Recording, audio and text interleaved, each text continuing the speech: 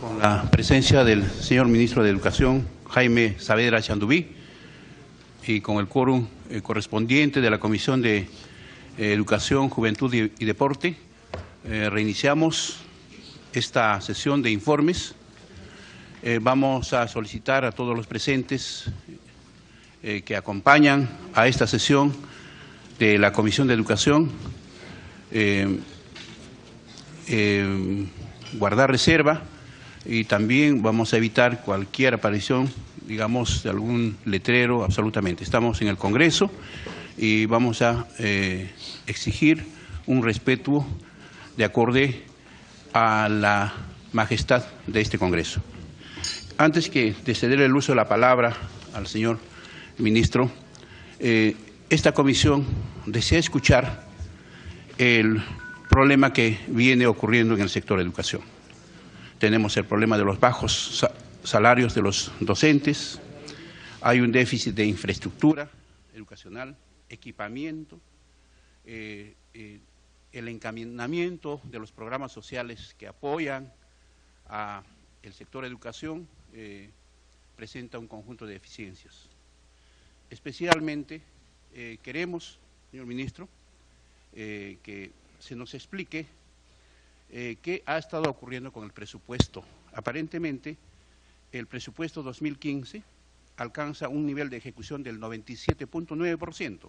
Me parece muy bien, pero lo que tiene que usted informar a esta comisión y al pueblo peruano, cómo es que una comisión o un sector como es el de educación, que requiere presupuesto para poder ejecutar los diferentes aspectos a su cargo, ¿no? Haya desviado a través del decreto 376-2015 y el decreto 281-2015, 200 millones a favor de la reserva de contingencia del MEF, en total esto, y también a favor de la reserva de contingencia del MEF para el fenómeno del niño. O sea, un sector que requiere dinero, digamos, para poder cumplir con la meta del gasto al 100%, se ha tenido que enviar el dinero a otro sector que es urgente, pero también el sector de educación es urgentísimo. Nos preocupa muchísimo que, por ejemplo,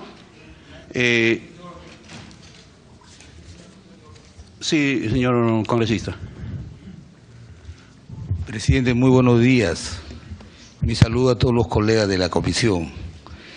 Yo comparto su preocupación, pero pediría que se respete el orden que hemos invitado al ministro para que exponga, y al cabo de ellos todos, inclusive usted, podemos expresarles estas preocupaciones para que en una segunda oportunidad él pueda absolver cada una de las preocupaciones que tenemos. Gracias, presidente.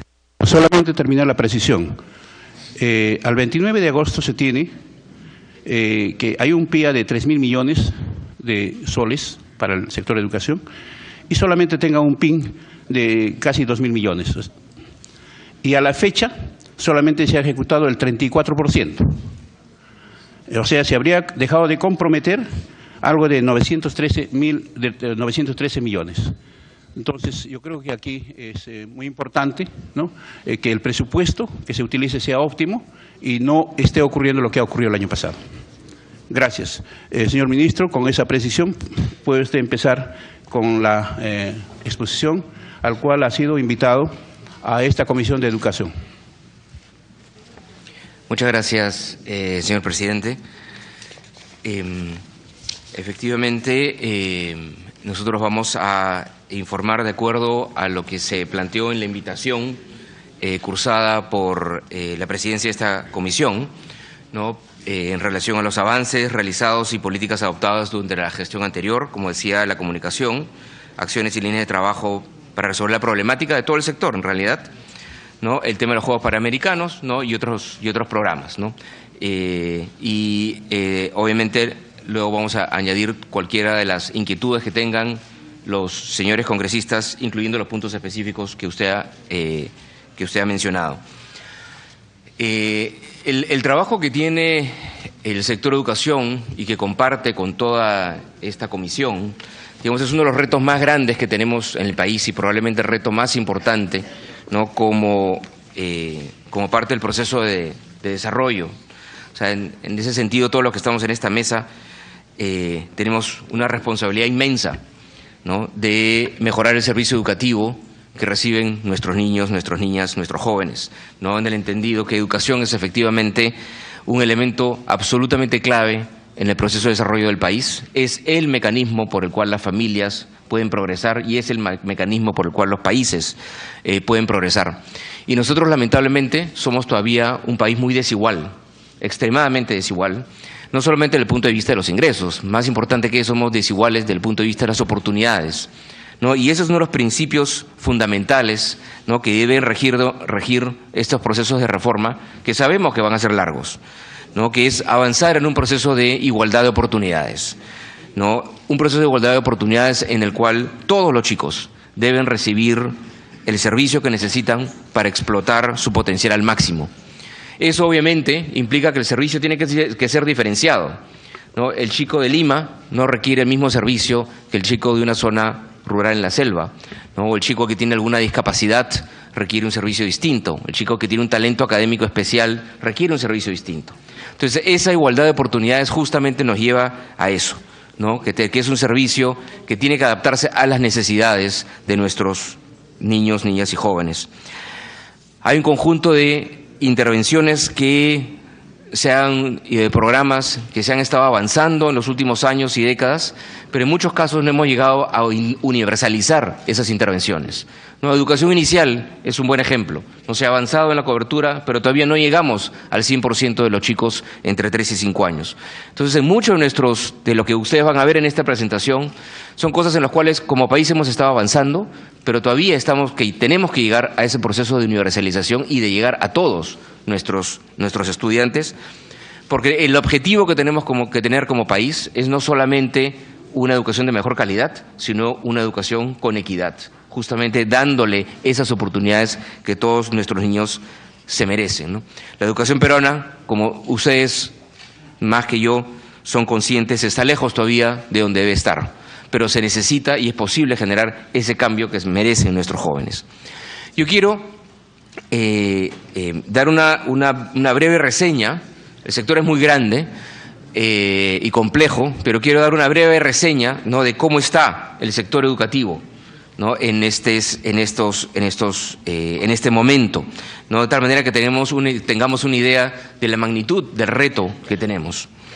Y una de las cosas que nos resume, digamos, dónde estamos, ¿no? Es cuando miramos ya el resultado final, o uno de los resultados finales. El resultado no es el resultado final, este es uno de los resultados finales del proceso educativo, que es el nivel de aprendizaje de nuestros chicos, ¿no? Digo que es uno de los resultados porque en verdad finalmente el resultado final del proceso educativo son niños felices, niños que sean dueños de su propio futuro, niños que puedan formarse una opinión por sí mismos, que puedan debatir, que sean ciudadanos.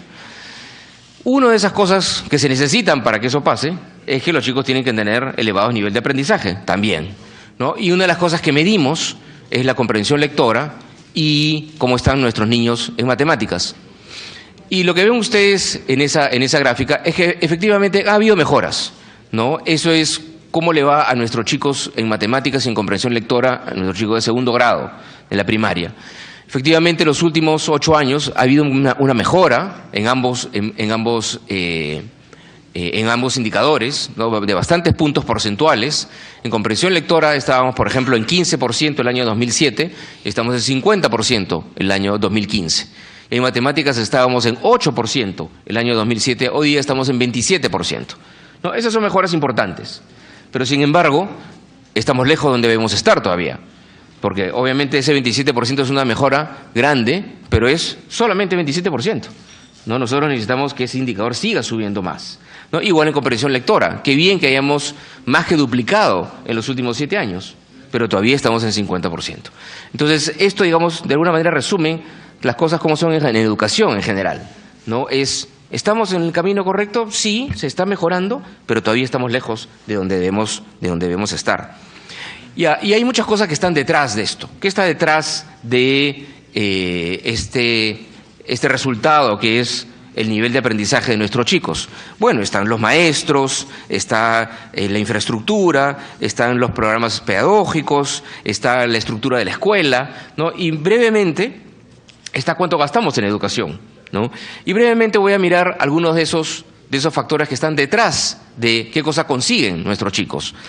Uno de esos elementos, y quizás el más importante, es el maestro, ¿no? En realidad, la educación de un país es tan buena como son sus docentes, ¿no? Y el reto que tenemos en ese sentido es inmenso. Y yo lo resumo mirando el largo plazo, lo que ha pasado en los últimos 40 o 50 años, con ese gráfico.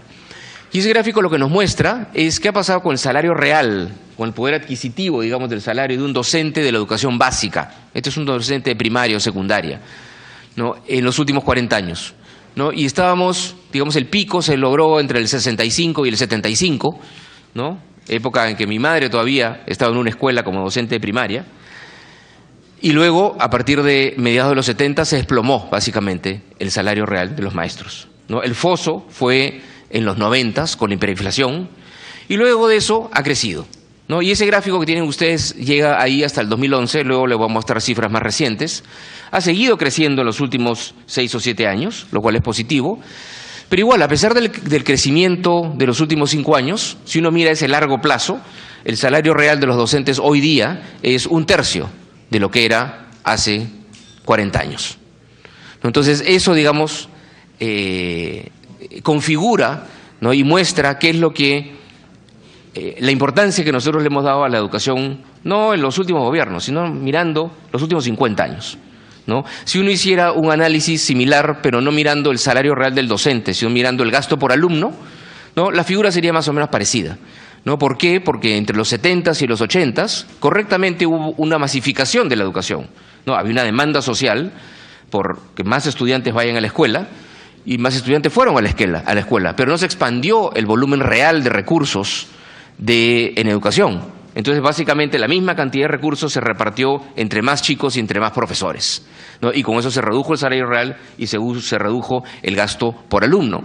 Un ejemplo de ejemplo concreto, digamos, ¿no? de ese fenómeno es que a mediados de los 70, como parte de esa expansión de la secundaria, por ejemplo, que por un lado la expansión de la cobertura es positiva, pero nosotros pasamos de un contexto en el cual en las grandes unidades escolares los chicos estaban en la mañana, se iban a su casa a almorzar, regresaban, ¿no? Y a veces iban los sábados, a un esquema en el cual los chicos ahora salen a las 12:45 porque viene el siguiente turno y se tienen que ir a las 6 de la tarde porque en algunos casos inclusive hay otro turno, ¿no? Entonces eso fue como que el país hubiera escogido en ese momento cantidad por calidad, ¿no? Y eso fue un drama, y eso lo tenemos que ir cambiando. Entonces esa ha sido la secundaria, por ejemplo, en los últimos 30 años. Los chicos de la secundaria pública salen a las 12:45, ¿no? Eso ya lo estamos cambiando, se ha empezado a cambiar, porque lo que quería darles era esa figura de largo plazo, ¿no? Que en parte configura también el gran reto que tenemos. En la siguiente cuadro, lo que ven ya son los últimos años, ¿no? Del salario real de los docentes. Y efectivamente sí ha habido una mejora a partir del 2012, mejor dicho, un poquito después de la aprobación de la ley de reforma magisterial, que ya nos pone en una carrera meritocrática. Efectivamente ha habido un crecimiento de un 44% en los últimos 5 o 6 años, pero igual, a pesar de ese crecimiento, tanto para profesores nombrados como contratados, que son las dos líneas que tienen ahí, la línea azul y la línea celeste, igual, el salario promedio de un trabajador nombrado es 2.000 soles. El salario promedio de un profesor contratado es 1.600 soles, ¿no? Y ese es el promedio. Hay profesores contratados que están en 1.200, todavía es un grupo pequeño, pero todavía los hay, ¿no? Y cuando miramos los nombrados, ¿no? Hay profesores que ganan más de 2.000 soles, hay profesores que ganan 3.000, 4.000 soles, pero son la minoría. La mayor parte, ¿no? Está ganando 1.800, 1.700 soles. Entonces, a pesar de esa mejora que vemos en los últimos años, ¿no? Positiva, obviamente, y bienvenida, todavía el salario docente no está donde quisiéramos que esté, ¿no? Está en ese promedio de 2.000 soles hoy día, en promedio, ¿no?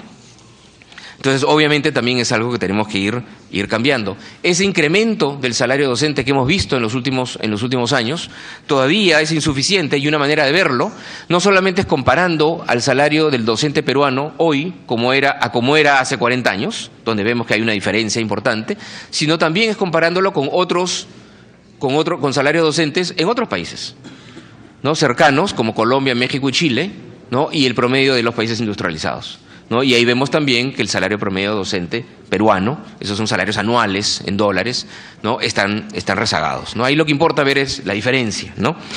Entonces, efectivamente, tenemos un reto muy grande, ¿no?, en el sentido de no solamente incrementar esos salarios, pero también asegurarnos que ese incremento, que tiene que continuar en los próximos años, ¿no?, esté acompañado de una cada vez mayor profesionalización y una mejor oferta de servicios a los docentes. El otro tema que es importante, uno de los temas importantes que está detrás de lo que pasa con nuestros aprendizajes, es lo que ha pasado con nuestra infraestructura.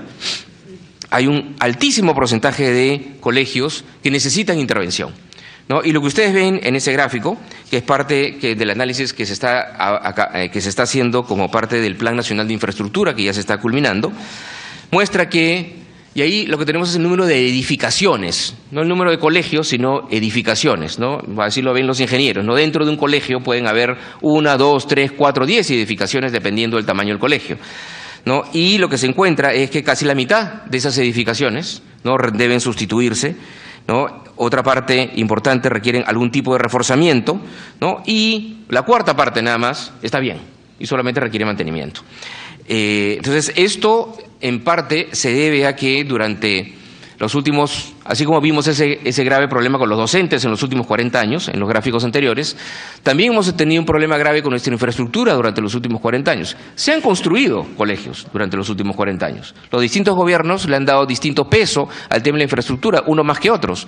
Pero lamentablemente, cada vez que uno construye algo, en verdad tiene que ir con un gasto de mantenimiento al lado, ¿no? El momento que uno construye un colegio de 10 millones de soles, en ese mismo momento debería entrar a la partida presupuestal de gasto corriente unos 300.000 soles, digamos, que es para mantener ese colegio en el futuro, de tal manera que siempre se mantenga como estaba, ¿no? Y lamentablemente en las últimas décadas eso no pasó, ¿no? No había, digamos, en la partida de gasto corriente, ¿no?, del presupuesto de la República, una partida de mantenimiento que fuera creciendo conforme crecía la infraestructura. Eso se ha ido corrigiendo. Los últimos 2 años se ha gastado 600 millones de soles cada año en mantenimiento de nuestra infraestructura. Pero inclusive ese número todavía, según nuestros estimados, es todavía bajo, ¿no?, respecto de lo que se necesita, ¿no? Esos 600 millones es importante y es bastante mayor de lo que se invertía antes, pero todavía nos falta. En los últimos años, efectivamente, ¿no?, partiendo desde el 2010, si uno mira la data desde el 2007, uno ve un claro crecimiento, ¿no?, del gasto en infraestructura, ¿no? Desde el año 2007, paulatinamente, 2007, 8, 9, 10, el gasto en infraestructura fue creciendo, ¿no? Ha ido creciendo y en los últimos 4 años ha estado alrededor de los 3.500 millones de soles. Y esa cifra es muy alta. 3.500 millones de gastos en infraestructura es una cifra alta y es una cifra importante. Lamentablemente, esos 3.500 millones de soles, que es una inversión fuerte, palidecen, ¿no?, respecto al tamaño de la brecha, ¿no? La brecha, justamente dado el gráfico que mostré antes, ¿no?, con el número de instituciones que requieren sustitución o que requieren reforzamiento, eso es lo que nos lleva a tener una brecha de infraestructura de más de 70.000 millones de soles. Entonces, si bien 3.500 millones de soles anuales es mucho dinero, es poco respecto del tamaño de la brecha. Y por eso, como vamos a mostrar luego, eso va a tener que seguir aumentando.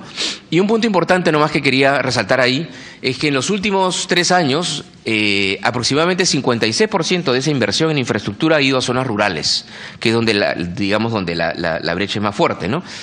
Igual, ¿no?, uno sigue visitando zonas rurales y encuentra un colegio que puede haber sido sustituido, renovado, ¿no? Y, ¿no?, a unos kilómetros va a haber otro colegio en el cual todavía la infraestructura deja muchísimo que desear, ¿no? Nosotros tenemos aproximadamente 50.000 locales escolares en el Perú, ¿no? Entonces, si con todo este dinero invertimos en reforzar o mejorar 3.000 locales, cuando uno dice 3.000, eso está muy bien, esos son muchos locales escolares. Pero dado que son 50.000 y que una gran mayoría requiere una intervención, entonces otra vez, ¿no?, Este esfuerzo es un esfuerzo que va a durar varios años y es un esfuerzo que se tiene que multiplicar. El otro tema que es importante es cómo está estructurada nuestra escuela. Y hay muchos temas que se pueden hablar sobre la escuela misma, ¿no? Pero dado el tiempo que tenemos, quiero solamente centrarme en un tema específico, que es la organización del colegio típico, ¿no? Si uno va a un colegio privado de élite, ¿no? Uno encuentra que hay director, hay profesores y hay un conjunto de trabajadores, ¿no? Otros profesionales que apoyan el trabajo del equipo directivo, ¿no? Psicólogos, asistente administrativo, asistente financiero, tutores, coordinadores, limpieza, guardianía, etcétera. Lamentablemente, cuando uno mira el colegio público típico, este es el organigrama: un director y profesores, y nada más. ¿Por qué digo que ese es el organigrama típico? Porque hasta hace unos pocos años, bueno, en verdad la diferencia todavía sigue siendo una realidad parecida, encontrábamos, por ejemplo, el año 2012, que habían 42.000 trabajadores administrativos en las escuelas. Entonces, alguna vez alguien me dijo 42.000 trabajadores administrativos, es un montón de gente, 42.000 burócratas, pero hay 50.000 escuelas. Entonces, si dividimos, no hay ni uno por escuela. Entonces, eso es algo que ha tenido que ir cambiando y va a tener que seguir cambiando. Necesitamos que nuestros directores tengan más apoyo para su trabajo. Efectivamente, en los últimos años se han contratado más trabajadores administrativos, ahora se llega a 56.000. Todos esos trabajadores administrativos se han contratado para las escuelas secundarias de jornada escolar completa, que luego vamos a describir, simplemente porque había que empezar por algún lado, ¿no? Se necesitan trabajadores administrativos en todas nuestras escuelas, se necesita más trabajadores, más apoyo para el trabajo del director, pero bueno, había que empezar por algo. Entonces, eso ha ido mejorando. Efectivamente, ¿no? Los colegios secundarios con jornada escolar completa no tienen ahora más apoyo, entran 5 o 6 personas que apoyan el trabajo del director, y eso está muy bien, pero todavía es un proceso que nos falta. Y por último, para empezar a cerrar este tema de cómo está, digamos, la educación en el Perú, quería mencionar el tema ya de los recursos, ¿no? De los recursos financieros. Y lo que ustedes ven en esa lámina es cuál es el porcentaje del presupuesto público total que es destinado a la educación, lo que está en la línea verde, ¿no? ¿Cuánto se lleva la educación, ¿no? De la torta pública, ¿no? Y ahí lo que vemos es que en los últimos años efectivamente se ha incrementado ese porcentaje y ahora llega a un 18%, ¿no? Casi un quinto del Estado se dedica a educación, ¿no? Ese porcentaje todavía está por debajo de lo que es en otros países. Hay otros países que están en 20, 22, 24.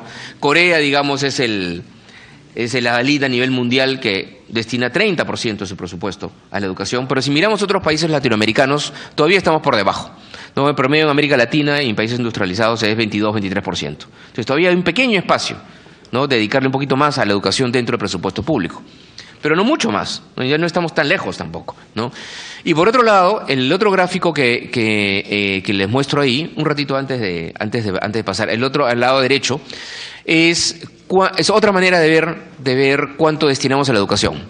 No es la participación de la educación en la torta pública, sino es la participación de la educación como porcentaje de todos los recursos del país, de los recursos que genera el país, que es el Producto Bruto Interno, ¿no? El Perú genera esta cantidad de recursos todos los años y decimos, bueno, ¿cuánto de todos esos recursos se destinan a educar a nuestros niños y nuestros jóvenes? ¿No? Y ese número efectivamente ha incrementado de manera sustancial durante los últimos años y está llegando a casi un 4%, ¿no? De gasto como porcentaje del PBI. Es un crecimiento que no hemos visto antes porque el Perú ha estado alrededor del 3% durante los últimos, me parece, si este gráfico lo tiramos más atrás, hasta los 90 también, el Perú ha estado alrededor del 3% del PBI. Recién con los incrementos en los últimos años se está llegando al 4% del PBI. Y eso es bueno. Pero otra vez, si nos comparamos con otros países, ¿no? Chile, Colombia, México ya están alrededor del 5%, ¿no? Del PBI. Y las metas que se plantean y que se han planteado también para el Perú, ¿no? Para el 2030, por ejemplo, ¿no? En los últimos foros mundiales, ¿no? Es llegar al 6% del PBI. Entonces, otra vez ahí, el Perú está en la ruta correcta, pero todavía no está donde debe estar. ¿Y por qué importa el gasto? Que es lo que quiero mostrarles en la siguiente lámina. El gasto importa para un conjunto de países y para otro conjunto de países importa menos. ¿Qué cosa es lo que estoy tratando de decirles ahí? Lo que ustedes ven en esa gráfica es, por un lado, es los puntajes en la prueba PISA, los puntajes de matemáticas en la prueba PISA, y por otro lado el gasto promedio por alumno. Entonces, lo que nosotros vemos en el lado derecho de la gráfica es que en esos puntos azules, donde están los países desarrollados, es que hay países desarrollados que gastan 6.000, 7.000, 10.000 dólares por alumno, ¿no? Y no hay gran diferencia en sus rendimientos, en los aprendizajes de los chicos. Entonces, es un tema ya de países ricos, ¿no? Entre Estados Unidos, Alemania, Finlandia, Corea, entre ellos se pueden pelear si es más eficiente gastar 7.000, 10.000 o 12.000, ¿no? Y no hay gran diferencia entre sus aprendizajes. Pero cuando miramos por debajo de 5.000 dólares por alumno, ahí sí vemos que hay una relación clara entre aprendizajes e inversión, ¿no? A mayor inversión, ¿no?, los chicos logran tener más. Entonces, cuando pasamos de 1.000 a 2.000, a 3.000, a 4.000, efectivamente, los países pueden organizarse mejor y proveer un mejor servicio. Ya por encima de 5.000, ya uno puede buscar más, preocuparse más del tema de la eficiencia de ese gasto, ¿no? Pero cuando estamos por debajo de 5.000, ahí, digamos, no hay magia, ¿no? Uno va a cosechar lo que siembra, ¿no? Y hay que sembrar más. Y si vemos dónde está el Perú en esa gráfica, en verdad el Perú está en la parte más baja del gráfico, ¿no? Gasta poco y sus aprendizajes son todavía bajos, ¿no? Entonces, esto, lo que quería mostrarles con esto es que cuánto invertimos como país importa. Entonces, este crecimiento que yo les mostré hace un rato, cómo habíamos subido del 3% al 4% del PBI, es necesario, es correcto, y ese es un proceso que tiene que continuar. Otro tema importante, y con esto cierro el tema de el estatus de la educación, es qué ha pasado con nuestra educación superior, ¿no? Y aquí me centro en la educación superior universitaria. Efectivamente, ha habido un crecimiento importante de la oferta, ¿no? Este es el número de universidades públicas y privadas, como se han ido creando en los últimos 20 años o 25 años, ¿no? Y a partir del 2000 ha habido un crecimiento importante. De las universidades privadas, digamos, ha sido un crecimiento, digamos, constante desde los 80s, ¿no? Ahora nosotros tenemos 140 universidades en total, más o menos, ¿no? Que es un número alto dado el tamaño del país, comparándolo con otros países de América Latina. Y cuando nosotros miramos no el número de universidades, sino miramos la matrícula de los chicos, ahí vemos que el crecimiento de la matrícula de nuestros jóvenes ha sido casi exclusivamente en universidades privadas, ¿no? Que es la línea azul que ven ahí. Ha habido un crecimiento de la matrícula de la universidad pública, pero relativamente leve, ¿no? Pero sí ha habido un crecimiento, ¿no? Eran alrededor de 200.000 hasta el año 2000, y ahora son 350.000. Entonces, sí es que ha crecido la matrícula en la universidad pública. Pero en el caso de la privada, ahí se ha multiplicado varias veces, ¿no? Ahora, eso no es malo, ¿no? Ese crecimiento de la oferta no es malo, es bueno, es importante, y los chicos requieren una mayor oferta de educación universitaria, tanto pública como privada. Eso no es lo malo. Lo malo es que este crecimiento ha sido lamentablemente heterogéneo, ¿no? Ha habido un crecimiento de universidades públicas y privadas dando una oferta de buena calidad, pero también las ha habido dando una oferta de mala calidad, ¿no? Y eso es algo que es, digamos, un reto importantísimo para el país. Lamentablemente, el Perú solamente cuenta con una universidad dentro de las 500 mejores del mundo. Brasil cuenta con 4, ¿no? Todas esas son universidades públicas. A nivel de América Latina, Perú solamente cuenta con 5 universidades dentro de las 150 mejores de América Latina, pero Brasil cuenta con 44, Argentina con 25, Colombia, que es un país más, digamos, con un tamaño más o menos más parecido al peruano, cuenta con 17. Entonces, tenemos un reto importante en términos de la calidad de nuestras universidades, tanto públicas como privadas, ¿no? Y en términos de investigaciones, el porcentaje de cuántas investigaciones a nivel mundial, investigaciones publicadas en publicaciones referidas, ¿no? que pasan bajo referato académico, solamente llegamos al 0.04%, muy por debajo de Chile, de Brasil o de Colombia. Consecuencia, digamos, de este problema de la calidad que tenemos, de esta calidad heterogénea, es que el subempleo profesional alcanzaba, en el último dato producido por el profesor Yamada de la Universidad del Pacífico, alcanza el 40%. Entonces, ha habido una expansión, y esto es algo que también se repite en la educación superior técnica, ¿no? Ha habido una expansión importante de la oferta, pero tenemos un reto muy importante de calidad. Ahora quisiera centrarme en estas 4 líneas de acción en las cuales se ha estado trabajando y se tiene que continuar trabajar, aunque obviamente, como van a ver ustedes, con distintos énfasis en las distintas áreas. Tenemos que seguir trabajando en el tema de los docentes, que como mencioné es quizás el tema más importante, la mejora de la calidad de los aprendizajes, ¿no? Con conjunto de intervenciones pedagógicas, la gestión del sistema y la infraestructura. En relación al primer tema, la revalorización de la carrera docente, ¿no? Ahí, en esas 4 áreas, ahí, para hacer un poco más fácil la presentación, yo voy a mencionar las cosas que se han hecho hasta ahora, ¿no? En parte que se han hecho durante el gobierno anterior, y también cuál es la ruta que planteamos, ¿no? para los próximos años, para el 2017 y para los próximos años, yendo tema por tema. Entonces, en todos los casos vamos a tratar de mirar cómo estamos hoy día, ¿no? Qué es lo que se ha hecho y luego cuál es la perspectiva, ¿no? Entonces, cuando miramos el tema de la carrera docente, ahí hay 2 temas. Ahí yo quisiera mencionar primero en lo que ya se ha avanzado como país, ¿no? Como ustedes saben, se aprobó la ley de reforma magisterial a finales del 2012, construyendo sobre lo que ya se había trabajado en la ley de carrera pública magisterial en el gobierno del presidente García, en donde ya se habían introducido los elementos centrales, ¿no? De tener una carrera meritocrática, una carrera en la cual el avance profesional del profesor, ¿no? Depende de su esfuerzo, de su talento, de su desempeño. Entonces, esa misma lógica se mantuvo, ¿no? Simplemente con ya asegurándonos que esto se expandía a todos los profesores, ¿no? Y por otro lado, ya se empezó al momento de implementar esa carrera a incentivar y premiar el desempeño docente, como vamos a ver en un minuto.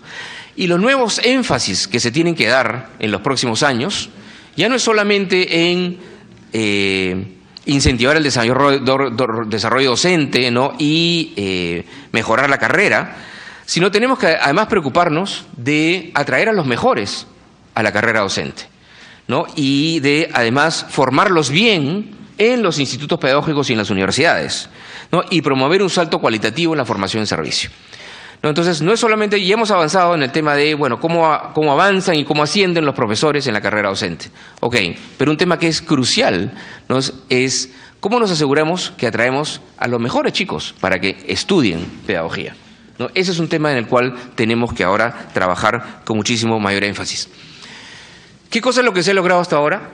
Luego de la aprobación de la ley, ¿no? Ya se establecieron un conjunto de evaluaciones, que fueron procesos muy complejos, ¿no? Porque eran evaluaciones en las cuales había que trabajar con muchísimos docentes a nivel de todo el territorio, siempre con pruebas que tenían que ser absolutamente transparentes desde el punto de vista de la producción de estas pruebas y luego ya el proceso de implementación logística del examen mismo. Entonces, eso afortunadamente, digamos, ha sido un proceso exitoso. En el 2014 y 2015 se evaluaron a más de 200.000 maestros, de ellos 55.000 ascendieron, ¿no? Y en general ha habido, detrás de esos distintos mecanismos de ascenso, ya sea por evaluación o por incremento de horas trabajadas o por el hecho que se le está dando bonos a los profesores que trabajan en zonas rurales, en el EBRAEM, profesores con educación intercultural bilingüe, bonos que se han incrementado. A través de todos esos distintos mecanismos es que se ha logrado un crecimiento de los salarios de 44%. También desde el 2014 se empezó a dar un bono a los docentes del tercio de las escuelas primarias con mejor desempeño, donde mejor desempeño no es mirar solamente el nivel de los estudiantes, sino es mirar cómo mejoran los estudiantes. Porque una escuela puede estar muy mal, pero de repente mejorar mucho, ¿no? Porque está haciendo un esfuerzo todo el equipo de profesores y todo su equipo directivo. Entonces, eso es lo que intentamos nosotros premiar. Y por otro lado también, ya desde 2015, se estableció un bono de atracción a la carrera pública magisterial para los nombrados.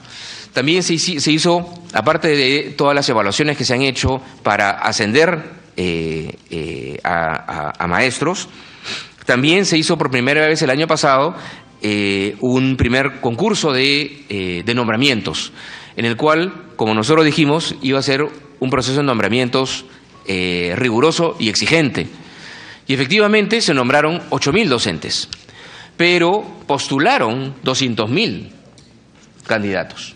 Esos 200.000 candidatos pasaron un primer filtro, que era una prueba escrita, y luego quienes pasaron esa prueba escrita, que fueron aproximadamente 35.000, esos 35.000 fueron evaluados en el aula, fueron evaluados dando una clase maestra, ¿no? Teniendo como jurado, ¿no?, al director de la escuela, un miembro del UGEL, los padres de familia.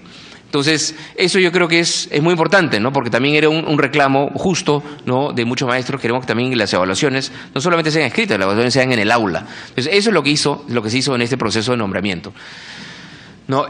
Ahora, si se dan cuenta ustedes, se nombraron 8.000, postularon 200.000, esa es una tasa de entrada de 4%. De 4%. ¿No? Es más difícil entrar a la carrera docente pública que entrar a la Cayetano Heredia, ¿no? Y eso está bien, porque tenemos que dar esa señal de que entrar a la carrera pública es algo retador.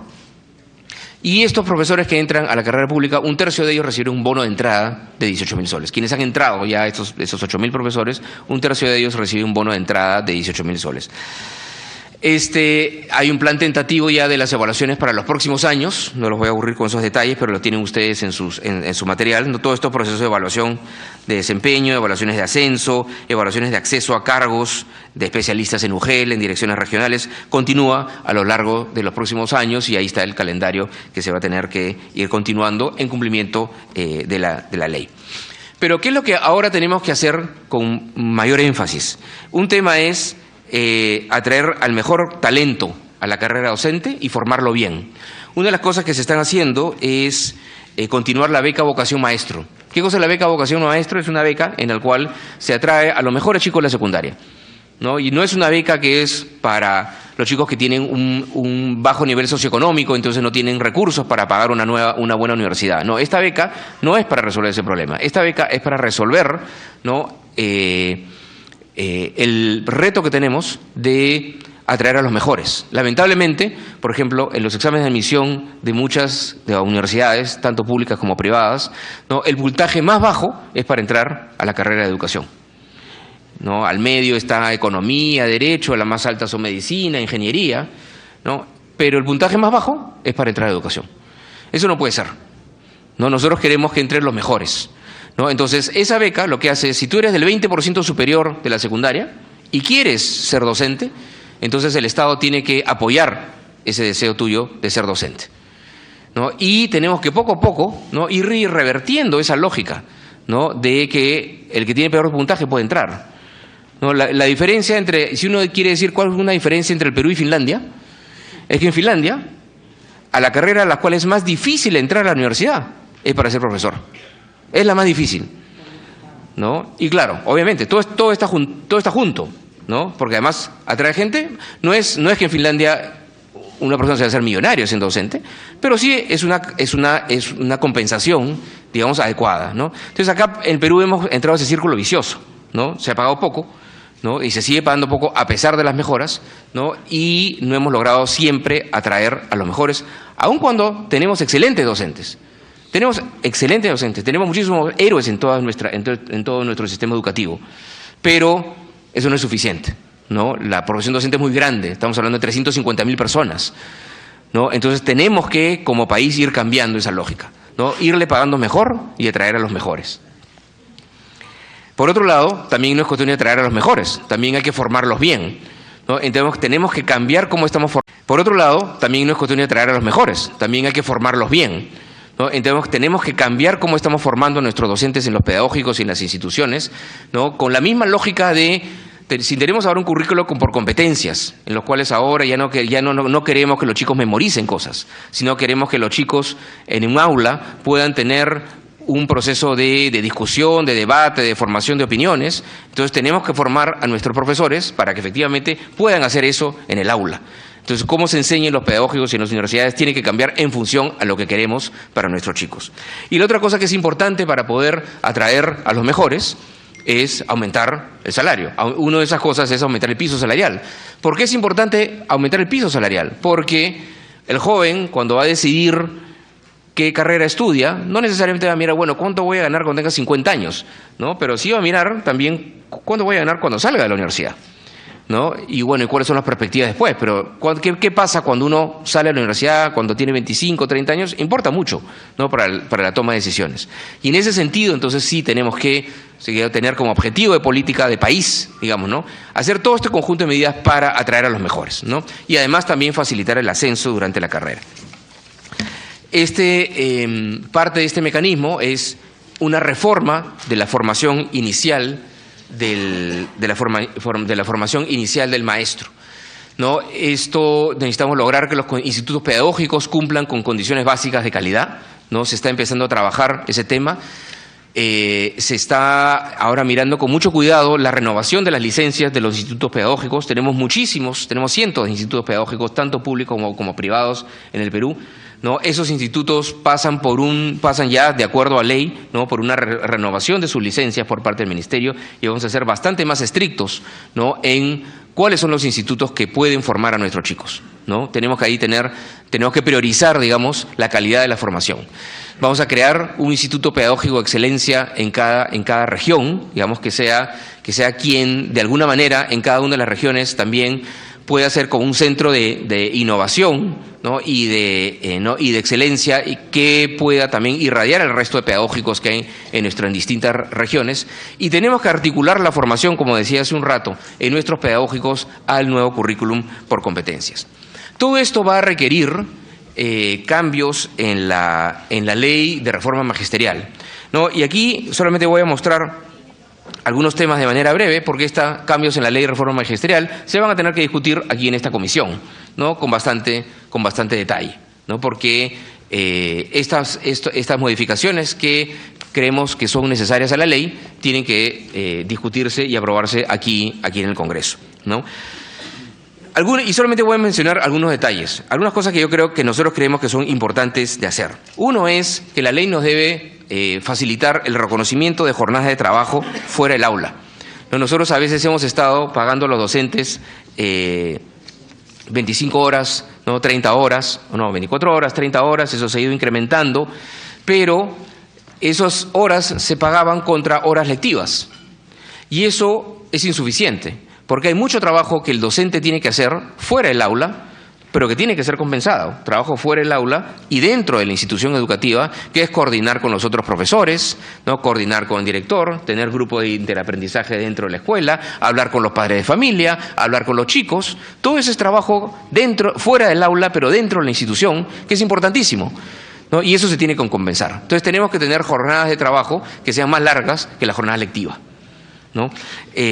Por otro lado, queremos reducir el tiempo de permanencia requerido para alcanzar la escala más alta, ¿no? Para que un docente pueda ir avanzando de la escala 2 a la 3, de la 3 a la 4, de la 4 a la 5, ahora la ley plantea un número de años, pero ese número de años es entre 4 y 5 años en cada escala, ¿no? En cada salto, digamos, ¿no? Y ese lapso es muy largo, ¿no? Entonces se requieren 31 años, ¿no? Que un profesor pase todas sus evaluaciones sin saltarse una, y aún así se demoraría 31 años. Entonces queremos que eso se reduzca sustancialmente a 20 años, ¿no? Ahora, para que eso pase también, ¿no? Requerimos una pequeña reducción entre el salario más alto y el salario de entrada. Porque ¿qué es lo que se quiere hacer? Lo que se quiere hacer es subir el salario de entrada, ¿no?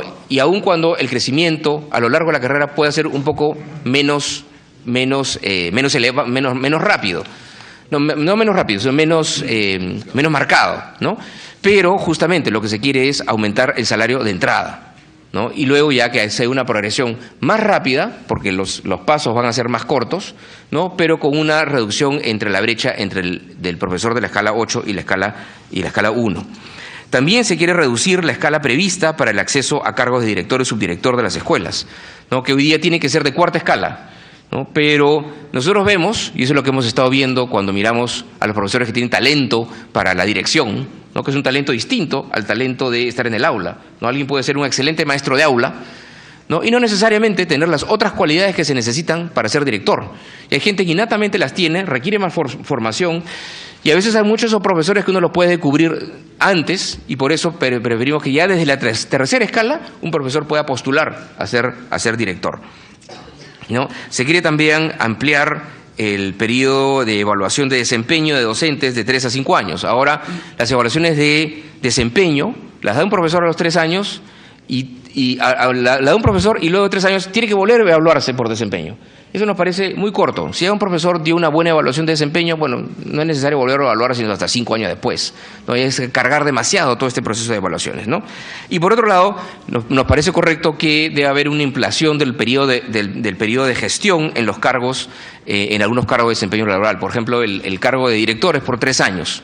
Creemos que eso es muy corto. No puede ser por 4 años, ¿no? Con una evaluación, digamos, al primer año. Entonces, si el director acepta su cargo, luego de 1 año se ve que está haciendo su trabajo bien, entonces ya se puede quedar por 3 años más. No creemos que es algo que, digamos, le da más estabilidad a la escuela. Pero todos estos temas son temas que se van a discutir ya en detalle aquí en la comisión cuando se discuta estos cambios a la ley de reforma magisterial. Por otro lado, un tema importante es que tenemos que seguir enfatizando en los próximos años el desarrollo profesional durante el servicio del docente. Y para eso estamos creando un Servicio Nacional de Formación de Docentes Directivos dentro del mismo ministerio, que lo que pretende hacer es reorganizar la oferta que tenemos hoy día, que es a través de materias, ¿no? De distintos temas en los cuales el profesor requiere capacitarse, pero queremos formar paquetes formativos, definir paquetes formativos según el tipo de docentes y según las necesidades. Entonces vamos a clasificar a los docentes, ¿no? En unos 10 o 12 tipos de docentes y ver cuál es la oferta, ¿no? Y el paquete formativo que requieren esos docentes. Esto obviamente tiene que construirse continuando la política de apoyo que se ha tenido ya, de apoyo al trabajo del docente en el aula, a través del acompañamiento docente, a través de darle sesiones modelos que faciliten su trabajo, y también la política de estímulo a la innovación y la difusión de las mejores prácticas pedagógicas. Nosotros tenemos varios concursos, ¿no? A través de los cuales se premia y se incentiva a los profesores que tienen que innovan en sus aulas o en sus escuelas, y eso es algo que creemos que tiene que continuar. Y para cerrar el tema de los docentes, quería mencionar un punto que creemos que es importante, que es el tema de la negociación colectiva, porque salió hace unas pocas semanas un decreto supremo que efectivamente reconoce y regula el derecho a la negociación colectiva del Magisterio Nacional, algo que estaba en el limbo desde el año 2013, y también determina el número de licencias sindicales, ¿no? Este decreto supremo, ¿no? De acuerdo a la normativa de la materia, corresponde a que el gremio que representa el Magisterio Nacional, ¿no? Sea el que tenga la interlocución con el Ejecutivo, y actualmente es el SUTEP, ¿no? De acuerdo a los registros del Ministerio de Trabajo, quien cumple con estas características. Un tema que es importante y que se mencionó en el debate del Congreso es que, por un lado, está muy bien, y eso es algo que era un pedido de los docentes, el poder ya establecer esta mesa de trato directo de manera formal, cosa con lo que se avanzó, pero de acuerdo a la legislación vigente, esa mesa de trato directo no incluye la negociación de temas salariales, porque eso es lo que dice la ley hoy día. Ahora, es cierto que hace unos pocos meses el Tribunal Constitucional determinó que eso es inconstitucional, ¿no? Que sí deben incluirse temas de negociación relacionados a condiciones salariales, pero ha dispuesto 1 año para que el Congreso de la República apruebe, ¿no? Regule, mejor dicho, esos cambios. Entonces, por el momento, todavía tenemos una legislación en la cual en esta mesa de trato directo solo se pueden trabajar distintos temas, pero no temas salariales, ¿no? Esto ha sido declarado inconstitucional por el tribunal, pero todavía tiene que legislarse. Y quisiera pasar ahora, señor presidente, al tema ya de los aprendizajes, ¿no? Y ahí voy a tratar de ir relativamente rápido porque son muchos temas, pero yo creo que sí es importante que la representación nacional sepa las distintas áreas en las cuales se está trabajando, ¿no? Y ahí, como ustedes ven, hay un conjunto de servicios educativos en los cuales el reto principal es la universalización, llegar a todos, a toda la población que lo requiere, ¿no? Como es en educación inicial, por ejemplo, en la educación intercultural bilingüe, en la educación básica especial, ¿no? Hay intervenciones, pero hay que llegar a todos y todavía no se llega a todos. Y por otro lado, hay otro conjunto de intervenciones que están centradas en mejorar la calidad del servicio que le damos a nuestros chicos, ¿no? Como por ejemplo el inglés, la educación cívica, la educación física, arte, mejorar, continuar la ampliación de la jornada escolar completa, que es la mejora del servicio secundario, utilizar mejor las tecnologías de información, etcétera. ¿No? Todas esas son áreas en las cuales apuntan a que el servicio que se le da al chico en el aula, ¿no? en la escuela, no sea de mejor calidad. Yendo a algunos temas, la ampliación de la cobertura de educación inicial ha sido importante durante los últimos años, ha llegado a 84%. Fue un crecimiento de más de 11 puntos en los últimos 5 años, bastante mayor en las áreas rurales que en las áreas urbanas, tanto que ya se ha reducido la brecha en la cobertura rural urbana, que era de 16 puntos el año 2011, a alrededor de 2 puntos en el año 2015, ¿no? Esto fue porque se incrementó de manera significativa el número de localidades rurales que accedieron por primera vez a un servicio educativo inicial. Entonces, había una expansión importante, cerrando además la brecha entre lo rural y urbano. Para el 2021 nos planteamos que ese 84% continúe incrementándose y llegue a 95%. Esto va a requerir un incremento de aproximadamente 6.000 servicios iniciales adicionales con sus respectivas plazas. Decimos servicios porque no necesariamente son escuelas, ¿no? Porque a veces puede ser la ampliación del servicio en una escuela que ya existe, una escuela primaria que ya existe, ¿no? En otros casos sí es un centro de educación inicial, ¿no? Y también es muy importante, parte de la cobertura de la educación inicial son PRONOIS, ¿no? Y estos PRONOIS que trabajan solamente con un docente y un conjunto de madres cuidadoras, tiene que convertirse en un centro de educación inicial, que es lo que los padres prefieren. Entonces, parte de este proceso de expansión ya no es solamente más cobertura, sino también convertir, para mejorar la calidad, PRONOIS en centros de educación inicial. El otro tema que quería mencionar es el tema de la jornada escolar completa. No, yo les di el ejemplo hace unos minutos de cómo parte, digamos, del deterioro de la calidad de la educación en los últimos 40 años se dio porque se empezaban a tener colegios que tenían un turno, 2 turnos, 3 turnos, ¿no? Entonces, eso lo tenemos que cambiar. Y eso es el modelo de jornada escolar completa. El modelo de jornada completa es, y los chicos salen a las 3 de la tarde, ¿no? Y luego el colegio sigue formando parte de la vida del chico porque el colegio está disponible en la tarde para actividades extracurriculares. Pero no es solamente más horas, ¿no? Sino es un modelo pedagógico y administrativo distinto, ¿no? Es un modelo en el cual las aulas son funcionales, el chico va del aula de ciencia y tecnología al aula de matemáticas, al aula de inglés, al aula de comunicaciones. Entonces el profesor es dueño del aula y el chico va rotando, ¿no? Hay reforzamiento pedagógico, hay psicólogo, hay tutor, hay justamente más personal administrativo, ¿no? Cosa que carecemos en la mayor parte de nuestras escuelas, ¿no? Hay un sistema moderno para la enseñanza del inglés, ¿no? Hay internet, ¿no? Y se les ha tenido que dar módulos prefabricados en los casos que era necesario para mejorar su infraestructura. Entonces, es un servicio educativo que se está implementando poco a poco, ¿no? Pero que es el servicio educativo que se merecen nuestros chicos en la secundaria, ¿no? Lamentablemente es un servicio caro, ¿no? Porque por todos estos elementos que estoy mencionando, el 2015 se pudo empezar con 1.000 escuelas. El 2016 se ampliaron 600 escuelas adicionales. El 2017, que es un año presupuestalmente complicado, como ya lo ha mostrado el ministro de Economía, estamos aumentando 400 escuelas y se espera que continúe, ¿no? Durante los próximos años y llegar por lo menos a 4.500 escuelas secundarias el año 2021.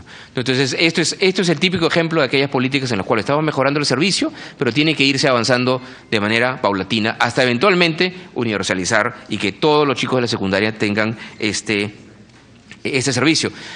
Yo quiero mencionar aquí también que esto es un buen ejemplo de cómo los cambios en educación demoran, porque cuando yo visito un colegio de jornada escolar completa hoy día y les pregunto si los chicos están contentos, me dicen sí, no, qué bien, no, no, esta lógica de funcionamiento les parece atractiva, están contentos de quedarse más horas en el colegio, pero los chicos de quinto de media dicen, pero yo ya me voy, yo voy a estar un año acá nomás, ¿no? El que va a tener realmente ese servicio nuevo es el chico que ya está en primero de secundaria. Y ese chico que está en primero de secundaria va a egresar el año 2021. ¿No? Entonces, recién en el año 2021 vamos a tener chicos que efectivamente han tenido completamente un nuevo modelo de secundaria. ¿No? Todos los cambios en educación demoran. ¿No? Entonces, no es que ya, ahora sí la hacemos en la prueba PISA, porque ya cambió el modelo. ¿no? Aún cuando el modelo haya cambiado, para muchos de estos chicos, recién estos chicos van a, de aquí a 5 años, digamos, poder decir, efectivamente han estado expuestos a un modelo nuevo, ¿no? Entonces, en general, digamos, todos los cambios no en secundaria, en general, en educación, son cambios que demoran. En los colegios de alto rendimiento, son colegios que muchos de ustedes conocen, algunos de ustedes inclusive han visitado, ¿no? Son colegios para chicos extremadamente talentosos, postulan a estos chicos, a estos colegios, los chicos que tienen que haber sido primero, segundo, terceros de sus clases, en sus colegios secundarios de origen, y son colegios internados, los chicos están ahí tercero, cuarto y quinto de media, y ya los primeros 13 colegios que empezaron el 2015, ahora ya tienen la certificación de bachillerato internacional, ¿no? Y eso es importante, ¿no? Porque el bachillerato internacional, ¿no? Que es una certificación que le permite, ¿no? Que vale en cualquier parte del mundo, ¿no? Y que tiene un nivel de exigencia muy alto, solo existía en el Perú, básicamente en colegios privados, ¿no? Ahora no, ahora ya tenemos chicos que pueden ir a un colegio público, gratuito, ¿no? Y que pueden obtener una educación que les da esa misma certificación de bachillerato internacional. Es más, hoy día 2016, ya tenemos más chicos matriculados con esta lógica de bachillerato internacional en escuelas públicas que en escuelas privadas, ¿no? Lo que necesitamos es que ambos se expandan, ¿no? Pero yo creo que es muy importante que ya no dependa, digamos, de si tienes dinero o no, ¿no? El hecho que puedas acceder a esta educación que es más exigente y que para los chicos más talentosos, ¿no? El año 2016 se han iniciado 8 nuevos de estos colegios de alto rendimiento. El año 2017 se han firmado convenios para 3 regiones que todavía no tenían estos colegios. Por otro lado, en el año 2015 se aprobó la política multisectorial de uso y enseñanza del idioma inglés. Hay 1.600 escuelas que ya tienen 5 horas de inglés a la semana. Se han capacitado un conjunto grande de profesores en metodología y un conjunto importante también de profesores. Hay 500 profesores que han viajado a Inglaterra y a Estados Unidos, profesores de inglés, ¿no? A capacitarse, ¿no? Al 2021 nosotros aspiramos que se llegue a enseñar inglés con 5 horas semanales, al menos en 70%, ¿no? De la matrícula en las escuelas secundarias del país. Y que en esos colegios, en ese 70%, todos los chicos cuenten con al menos un aula funcional de inglés habilitada con laptops y con el sistema de auriculares y con el sistema y todo el software especializado necesario para con buenos docentes poder avanzar en la enseñanza del inglés. Por otro lado, se tiene que seguir avanzando en las áreas de educación física, educación cívica y arte. Son áreas en el paso de educación física, efectivamente ya se avanzó de hace los últimos 2 años, se han podido contratar ya luego de un abandono de un par de décadas en los cuales no había educación física formalmente y profesores de educación física formalmente en las escuelas públicas. Se han contratado 5.000 profesores y se está atendiendo ya a un 1.5 millones de estudiantes, pero bueno, eso es un 25% más o menos de la matrícula pública. Entonces todavía estamos, a pesar de ese incremento, se está llegando a la cuarta parte más o menos, ¿no?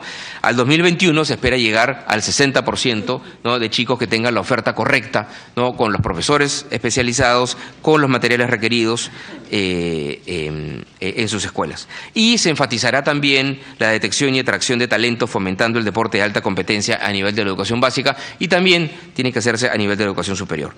Por otro lado, en lo que es educación cívica también, el nuevo currículo nacional, aprobado hace unos pocos meses, pone énfasis, ¿no? En las competencias de formación ciudadana, ¿no? Se han generado diversos espacios de participación de los jóvenes, ¿no? Y para los próximos años se continuará con el trabajo de asegurarnos que en todas las escuelas se cuenten con cuadernos de trabajo y sesiones de aprendizaje, ¿no? Que facilite el trabajo del aula de los docentes en los temas de educación cívica.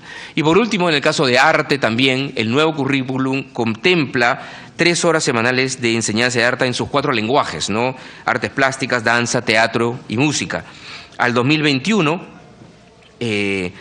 se espera contratar progresivamente a unos 5.000 docentes especialistas. Ese es el número al cual tenemos que llegar para poder tener una cobertura importante en secundaria, ¿no? En el caso de primaria va a ser más el trabajo con los docentes de aula.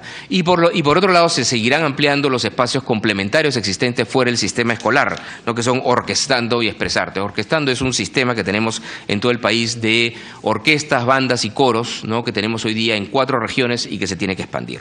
Por otro lado, en lo que se refiere a la educación intercultural bilingüe, el país ha avanzado mucho, ¿no? Se cuenta ya con material educativo en 19 lenguas, ¿no? Se ha avanzado con el acompañamiento pedagógico de los docentes.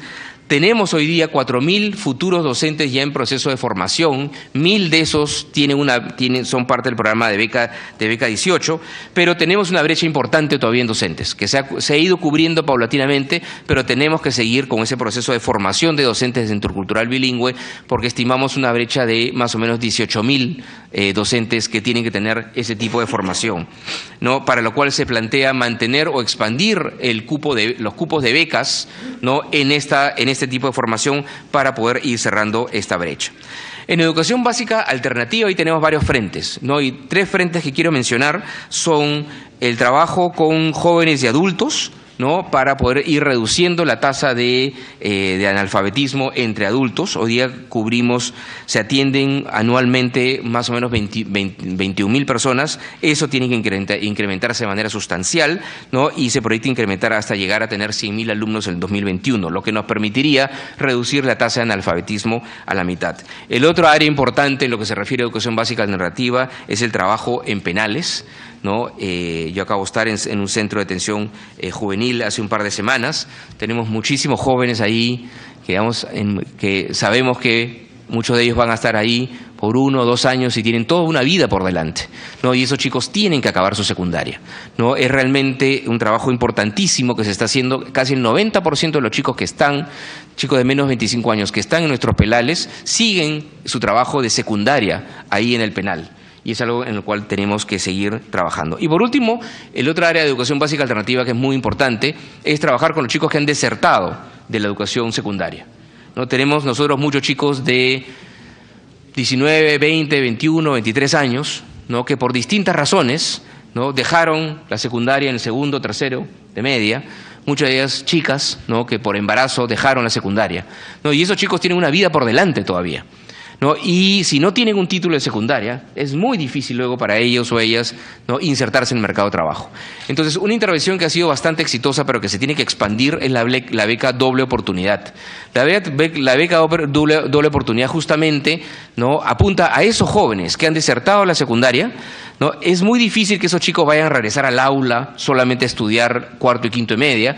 Entonces, esta beca lo que les da es que estén simultáneamente, ¿no? Matriculados en un instituto superior tecnológico o en un CETPRO que trabaja junto con un centro de educación básica alternativa. Y entonces en 2 años pueden simultáneamente obtener el título de 5º y media, acabar la secundaria y una certificación técnica, ¿no? Y por lo tanto es algo mucho más atractivo para esos jóvenes, que además reciben un estipendio, porque muchos de esos jóvenes ya trabajaban e inclusive tenían que mantener una familia, tenían que mantener un niño, una niña, en el caso de muchas madres solteras que hemos visto, ¿no? Entonces, este tipo de becas, digamos, que rescata a estos chicos que han desertado de la secundaria y les permite que otra vez puedan tener un futuro.